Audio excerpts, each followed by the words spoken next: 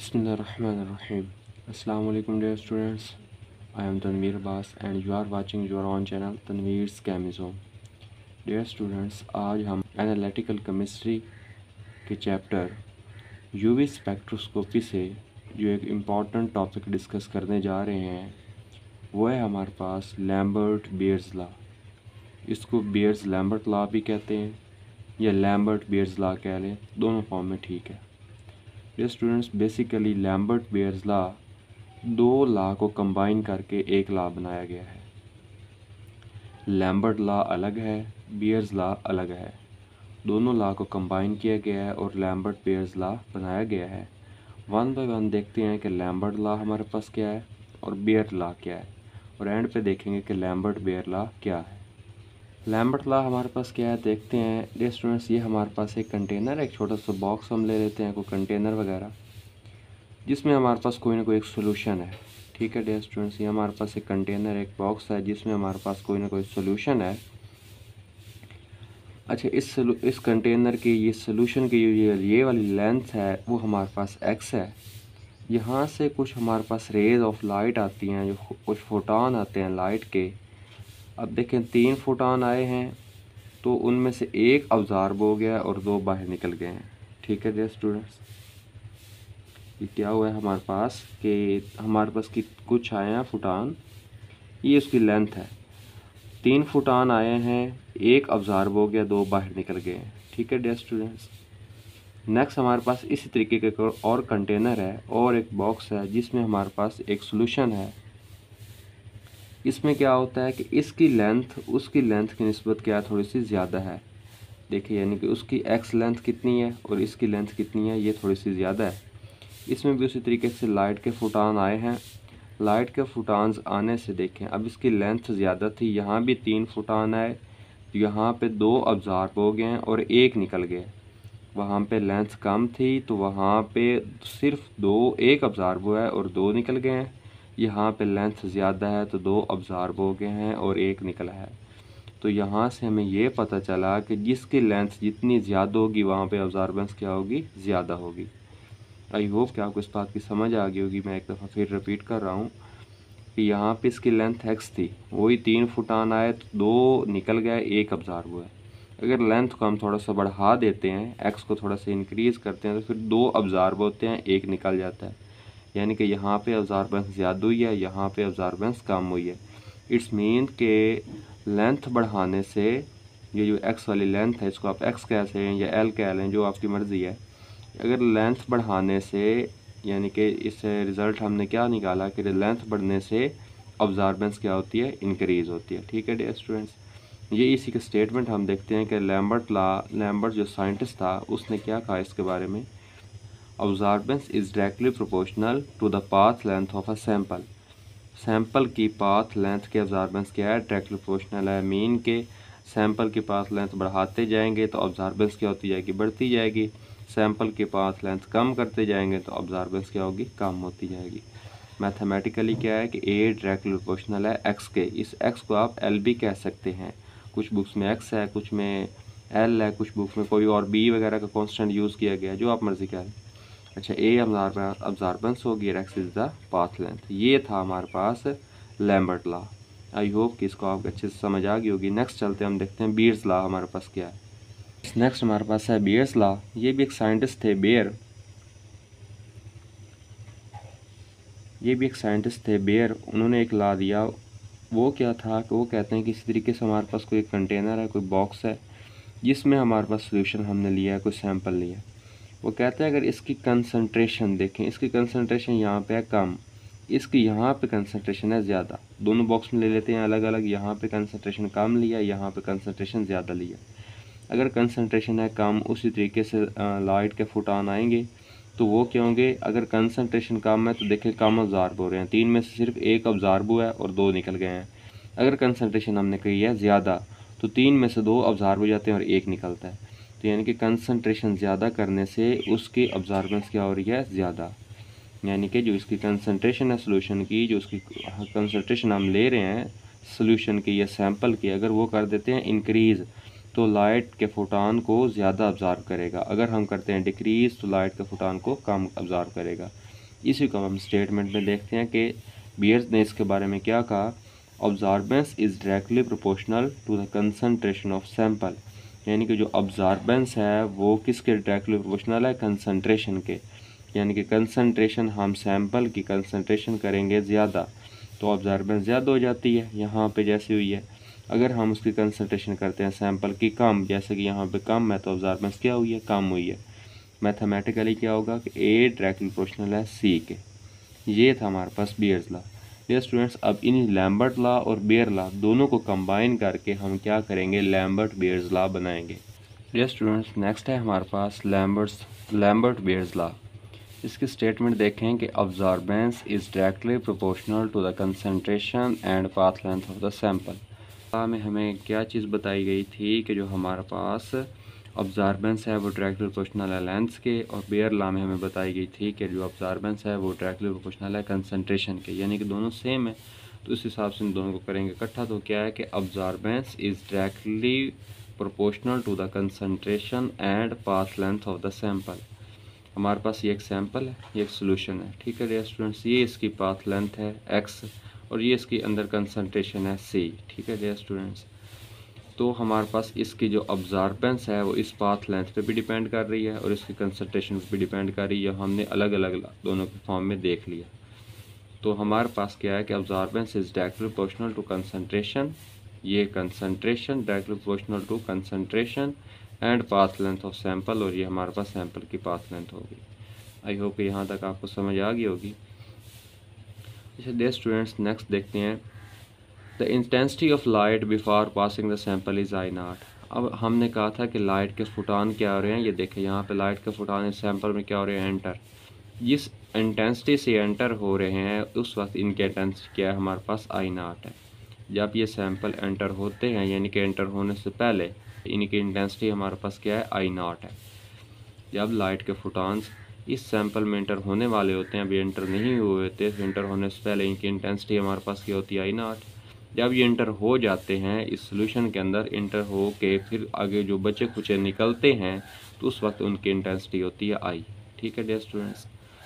ये हमारे पास एक्स इसकी पाथ लेंथ है और सी इसकी सोल्यूशन की कंसंट्रेशन है, जो कि फिक्स कंसंट्रेशन है, ये कंसंट्रेशन चेंज नहीं हो रही, ये फिक्स है। यही चीज़ें हमने यहाँ पे लिखी कि the intensity of light before passing the sample is I not, the intensity of light या radiation after passing the sample is I, the path length is X, the concentration of the solution और sample is C which is fixed. I hope यहाँ तक आपको समझ आ गई होगी।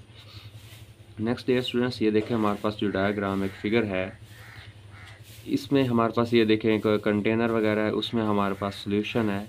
ये total इसकी लेंथ हमारे पास x है। अगर हम इसके छोटे छोटे पार्ट्स बना लें, इंटरवल बना लें, डिवाइड कर रहे हैं, तो देखें एक हमने ये बना लिया, एक ये बना लिया, एक ये, इस तरीके से छोटे छोटे इसके पाथ्स बना लिए हमने। तो हम हर पाथ को कह रहे हैं कि dx है। dx हमारे पास छोटा हिस्सा है, यानी कि उसका टोटल x है, तो x का एक छोटा सा हिस्सा हमने क्या किया, dx। ये dx है, x, ये भी dx, ये भी ds, इस तरीके से सारे मिलके x कंप्लीट कर देंगे, ठीक है डियर स्टूडेंट्स। अच्छा, ये हमारे पास क्या हो गया उसका dx। अच्छा, अब dx में जो इंटेंसिटी आएगी वो भी तो di होगी ना। अगर शुरू सारी i ऑब्जर्व हो रही है, तो जब आएगी dx में आएगी तो इंटेंसिटी भी क्या हो जाएगी, di। अब चलते हैं इसी को लेकर थोड़ा सा हम आगे चलेंगे, देखेंगे क्या है हमारे पास इंटेंसिटी है, किस में ऑब्जर्व हो गया, dx में, यानी कि एक दूसरे की ये रेशो हो जाएंगे कि यानी कि जितना हमारे पास पाथ होगा उतनी वहाँ पे हमारे पास ये इंटेंसिटी लाइट की आती जाएगी। अगर हम इंटेंसिटी में चेंज लें वो हमारे पास क्या होगा, di, और अगर हम पाथ में चेंज लें तो वो हमारे पास क्या है, dx। तो di/dx डायरेक्टली प्रोपोर्शनल होगा हमारे पास किसके, उसकी टोटल इंटेंसिटी है, जिस इंटेंसिटी से वो ऑब्जर्व हो रही है लाइट, जितनी उसकी इंटेंसिटी है उसके, और उसकी कंसंट्रेशन के, जितनी उसकी कंसंट्रेशन है सोल्यूशन की, ठीक है। तो हमने यहाँ पे कहा कि di/dx डायरेक्टली प्रोपोर्शनल है IC के, I हमारे पास इंटेंसिटी और C उसकी कंसंट्रेशन। लेकिन हमने यहाँ पे माइनस यूज़ किया। माइनस का क्या मतलब है, देखिए यहाँ पे हमारे पास इंटेंसिटी है थोड़ी सी ज़्यादा होगी। यहाँ पे फॉर एग्जांपल हमारे पास पीछे कितनी रेज आ रही हैं, 1 2 3 4 5 आ रही हैं। लेट्स सपोज यहाँ पे हमारे पास दो ऑब्जर्व हो गई हैं, ठीक है। यहाँ पे 2 ऑब्जर्व हुई हैं, तो आगे फिर क्या होगी, हमारे पास एक अब्ज़ॉर्ब होगी, फिर आगे क्या होगी, फिर उससे थोड़ी सी अब्ज़ॉर्ब होगी, यानी कि आहिस्ता आहिस्ता हमारे पास उसकी इंटेंसिटी क्या हो रही है, डिक्रीज़ हो रही है, उसमें कमी आ रही है। इस वजह से हमने यहाँ पे क्या कहा है कि माइनस का साइन लगाया, डिस्क्रीमेंट को शो कर रहा है कि इसमें डिस्क्रीमेंट हो रहा है इसकी intensity with the change of length. ये हमारे पास क्या हो रही है, आहिस्ता आहिस्ता डिक्रीज़ हो रही है। ठीक है डियर स्टूडेंट्स, उसी तरीके से नेक्स्ट चलेंगे कि यहाँ पे हमने कोई ना कोई कांस्टेंट यूज़ करना है, प्रोपोर्शनैलिटी का साइन ख़त्म करेंगे। Minus d I over d x is equal to constant हम कौन सा यूज़ करें, के आई सी हो जाएगा। कांस्टेंट हमारे पास क्या हो गया, के आई सी। अब इस माइनस को हम लेके आएंगे इस तरफ, माइनस इस तरफ आएगी तो यहाँ पे सिंपल हमारे पास क्या बचेगा, d I over d x is equal to minus k I सी। अगर हम आई को इस तरफ लेके आएँ, ठीक है dear students, d I over I इधर मल्टीप्लाई हो रहा है, इधर आके क्या हो जाएगा, डिवाइड इज इक्वल टू के आई सॉरी के सी बचेगा, और यहाँ पे डी एक्स नीचे डिवाइड हो रहा था, इधर आके ये क्या हो जाएगा, मल्टीप्लाई।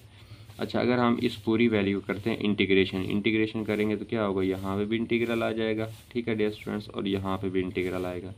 अब देखिए इंटीग्रल आएगा तो क्या हो जाएगा, इंटीग्रल डी आई ओवर आई, वो हमने लिख दिया। यहाँ पे के कांस्टेंट है, सी भी कांस्टेंट है। अगर हम सिर्फ के निकालते हैं कांस्टेंट, सी किस तरीके से है वो मैं बताता हूँ। के कांस्टेंट है, इसको हम ले लेंगे बाहर, माइनस के इंटीग्रल सी डी एक्स। अब देखें सी हमारे पास कांस्टेंट कैसे होगा, क्योंकि हमने कंसंट्रेशन क्या कहा था कि वो फिक्स है।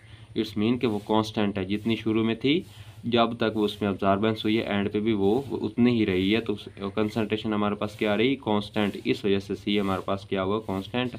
तो सी को भी बाहर निकालेंगे, कांस्टेंट हमेशा इंटीग्रल से बाहर आ जाता होता है, अंदर हमारे पास इंटीग्रल डी एक्स बच जाएगा। अगर हम इंटीग्रल लें, अच्छा हमारे पास क्या होता है कि फंक्शन हो, फंक्शन का साथ में ऊपर डेरिवेटिव दिया जाए तो उसका इंटीग्रल हमारे पास नेचुरल लॉग के इक्वल आता है। Natural log I is equal to minus के सी वैसे, और एक्स का इंटीग्रल हमारा डी एक्स का इंटीग्रल हमारे पास क्या होगा, एक्स प्लस सी। सी का मीन होता कोई ना कोई कांस्टेंट हमने यूज़ किया है, इसको हम कहते हैं इक्वेशन नंबर 3, क्योंकि इक्वेशन नंबर 1 और इक्वेशन नंबर 2 हमारे पास पीछे बेयर और लैम्बर्ट लॉ की थी।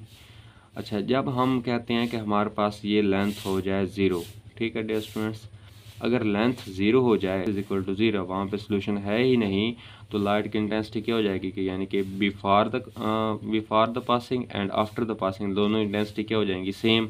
क्योंकि पास अब उसमें सोल्यूशन तो है ही नहीं, जिससे वो पास होती है तो चेंज हो जाती है उसमें जाके उसकी इंटेंसिटी, तो दोनों क्या हो जाएंगी, सेम हो जाएंगी। अगर सेम हो जाए तो फिर क्या होगा, अब इस इक्वेशन में हम इसको पुट करेंगे कि जब x 0 रखेंगे तो फिर i इज इक्वल टू आई नाट हो जाएगा। अच्छा, i हमारे पास किसके इक्वल आ जाएगा, आई नाट के। Natural log of I naught is equal to minus के सी, और x की जगह क्या आ जाएगा, 0 प्लस सी। तो ये 0 वाला फैक्टर इसे कर देगा 0, यहाँ पे सिंपल हमारे पास क्या बचेगा, c, यहाँ पे नेचुरल लॉग ऑफ आई नाट। ये हो जाएगी इक्वेशन नंबर 4। अब इस इक्वेशन नंबर 4 को हम पुट करेंगे इस इक्वेशन नंबर 3 में। यहाँ पे c की वैल्यू, यहाँ पे c की वैल्यू पुट करते हैं तो हमारे पास natural log of i minus के सी एक्स प्लस सी था, तो c की जगह क्या आ गया, नेचुरल लॉग ऑफ आई नाट। इस नेचुरल लॉग का आप लेके आए इक्वल की दूसरी साइड पे, तो natural log of i minus natural log of I naught is equal to minus के सी एक्स। अच्छा, अगर हम थोड़ा सा इसको अरेंज करें कि यानी कि यहाँ पे जो माइनस था उसको हम लेके आएँ इस तरफ, यानी कि माइनस के साथ मल्टीप्लाई करवा दें या उस माइनस को इस तरफ लेके आएँ, तो इन दोनों के साइन चेंज हो जाएंगे। ये पहले प्लस के साथ था, माइनस के साथ हो गया, ये माइनस के साथ था तो प्लस के साथ हो जाएगा। ठीक है डियर स्टूडेंट्स, अब थोड़ा सा अरेंज करते हैं कि माइनस वाला बाद में लिख लेते हैं। तो natural log of I naught पहले लिख लेंगे और minus natural log of I is equal to k C x. अब लॉग की प्रॉपर्टीज़ है कि लॉग की वैल्यू हो, दो अलग अलग वैल्यू हो, दोनों के साथ हो लॉग और आपस में हो रही हो माइनस, तो उनका इकट्ठा करके हम लिखते हैं, एक ही उनका लॉग होता है और दोनों आपस में किस में आ जाती हैं, डिवीजन की फॉर्म में आ जाती हैं, एक दूसरे का रेसिप्रोकल हो जाती है। ये लॉग की प्रॉपर्टी है। उस तरीके से देखें, दो वैल्यू हैं, दोनों के साथ अलग अलग लॉग लगा हुआ है, दोनों माइनस हो रही हैं, तो इट्स मीन के दोनों का लॉग कंबाइन हो जाएगा और दोनों डिवीजन की फॉर्म में आ जाएंगी। Natural log of I naught over I, natural log I naught over I is equal to k C x. अच्छा डियर स्टूडेंट्स, अगर हम इस नेचुरल लॉग को ख़त्म करना चाहें, हम सिंपल यहाँ पे लॉग यूज़ करना चाहें, तो नेचुरल लॉग हमारे पास किसके इक्वल होगा, 2.303 लॉग के इक्वल होता है। Natural log is equal to 2.303 log. यहाँ पे नेचुरल लॉग की जगह अब ये पुट कर देंगे, 2.303 log I naught over I is equal to k C x. अब ये भी वैल्यू हमारे पास क्या कांस्टेंट है, इसको यहाँ पे क्या हो रही है, मल्टीप्लाई। कांस्टेंट हम सारे एक तरफ लेके जाएंगे, यहाँ पे ये मल्टीप्लाई हो रही है, दूसरी साइड पे जाके क्या हो जाएगी, डिवाइड। अगर यहाँ पे डिवाइड होगी तो k over 2.303 into C x हो जाएगा और ये हमारे पास log I naught over I. Dear students, ये जो हमारे पास log आई नाट ओवर आई होता है ये हमारे पास a के इक्वल होता है विच इज़ अब्जॉर्बेंस है, यानी कि log आई नाट ओवर आई ये हमारे पास किसके इक्वल होता है, अब्जॉर्बेंस के इक्वल होता है। ड्राइव रिजल्ट है, आपने ये माइंड में रखना है कि ये हमारे पास log I naught over I है is equal to absorbance which is represented by A के इक्वल होगा। ठीक है, इसकी जगह हम पुट कर देंगे ए, ये ए आ गया। ठीक है डियर स्टूडेंट्स, नेक्स्ट हमारे पास जो k ओवर 2.303 है ये एप्सिलॉन के इक्वल होता है। ये हमारे पास किसके इक्वल होता है, एप्सिलॉन के। तो इसकी जगह हम क्या पुट कर देंगे, एप्सिलॉन पुट कर देंगे, आगे सी एक्स वैसे आ गया। डियर स्टूडेंट्स, ये हमारे पास फाइनल रिजल्ट आ गया किसका, लैम्बर्ट बेयर्स लॉ का। हम बुक्स में हमारे पास ना लेंथ को वो किसी में एक्स से रिप्रेजेंट किया, किसी ने कोई कांस्टेंट यूज़ किया, किसी ने एल यूज़ किया। अगर आप एल यूज़ करें तो फिर आपके पास रिजल्ट क्या आएगा कि एप्सिलॉन सी एल आ जाएगा। Absorbance is equal to epsilon C L. अगर हम ये एप्सिलॉन यहाँ पे अगर प्रोपोर्शनैलिटी लेना चाहें तो एप्सिलॉन एक कोफिशिएंट है, एक्सटिंक्शन कोफिशिएंट इसे कहते हैं, या मोलर ऑब्जर्वेटिविटी कहते हैं, इसे ऑब्जर्वेटिविटी कहते हैं। तो अगर हम यहाँ पे कांस्टेंट वो ख़त्म करना चाहें तो यहाँ पे क्या हो जाएगा, हमारे पास जो रिज़ल्ट आएगा वो हमारे पास किस तरीके से होगा, वो रिज़ल्ट हमारे पास इस तरीके से होगा कि अब्जॉर्बेंस ये हमारे पास हो जाएगी डायरेक्टली प्रोपोर्शनल किसके, सी एल के। ठीक है स्टूडेंट्स, जो रिज़ल्ट हमने पीछे लॉ की स्टेटमेंट के बाद लिखा था वही हमारे पास वापस आ गया, तो हमारा ये लॉ प्रूव हो गया। आई होप कि आपको इसके अच्छे से समझ आ गई। अगर इसके रिलेटेड आपको कोई भी क्वेश्चन हो तो आप कमेंट्स बॉक्स में क्वेश्चन करके उसका आंसर भी ले सकते हैं। चैनल को सब्सक्राइब करना, वीडियो को लाइक और शेयर करना बिल्कुल ना भूलें। जज़ाकल्लाह, अल्लाह हाफ़िज़।